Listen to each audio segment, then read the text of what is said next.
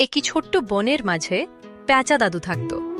সে ছিল খুব জ্ঞানী, সবাই তার কাছ থেকে উপদেশ নিতে আসত। একদিন খরগোশ লালু এসে বলল, প্যাঁচা দাদু, আমি খুব তাড়াতাড়ি দৌড়াতে পারি, বন ভর্তি প্রাণীদের হারিয়ে দেব। হাহা, তাড়াহুড়ো সব সময় ভালো ফল দেয় না লালু।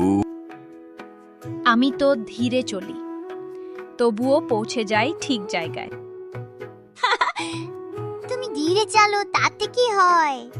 আমি তোমাকে দৌড়ে হারাতে পারি।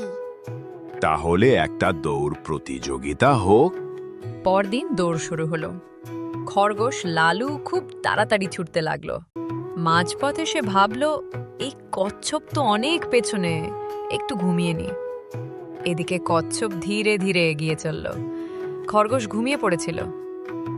সবাই অবাক হয়ে দেখল কচ্ছপই আগে ফিনিশ লাইনে পৌঁছে গেছে।